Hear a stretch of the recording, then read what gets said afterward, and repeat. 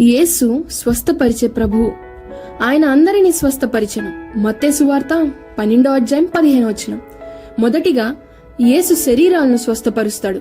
యేసు భూమిపై ఉన్నప్పుడు రోగంతో బాధపడుతున్న వారిని చూసి కరుణతో నిండిపోయేవాడు. అంధులు, కుంటులు, పక్షవాతం వచ్చిన వారు, చర్మ వ్యాధిగ్రస్తులు ఎవరూ అక్కడికి నిరాకరింపబడలేదు.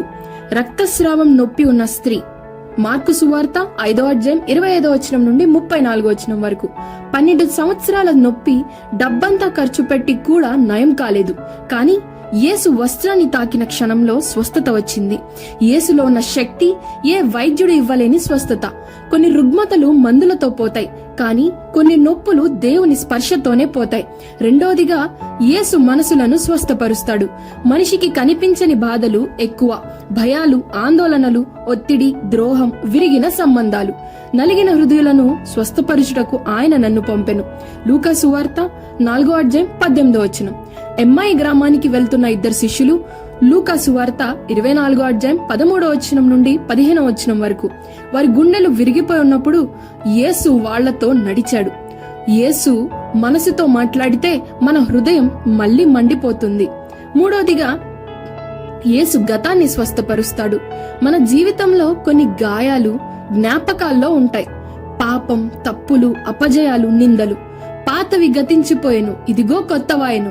2 కొరింథీయులు 5:17. పేతురు యేసును 3 సార్లు నిరాకరించాడు. ఆయన హృదయం లోపల పశ్చాత్తాపంతో నిండిపోయింది. కాని యేసు పేతురుని పిలిచాడు. నన్ను ప్రేమించుచున్నావా? యోహాను సువార్త 21:15 నుండి 19 వరకు. అతని గాయం నయం చేసి మళ్లీ పిలుపు ఇచ్చాడు. యేసు కేవలం క్షమించడమే కాదు, పునర్నిర్మాణం చేస్తాడు.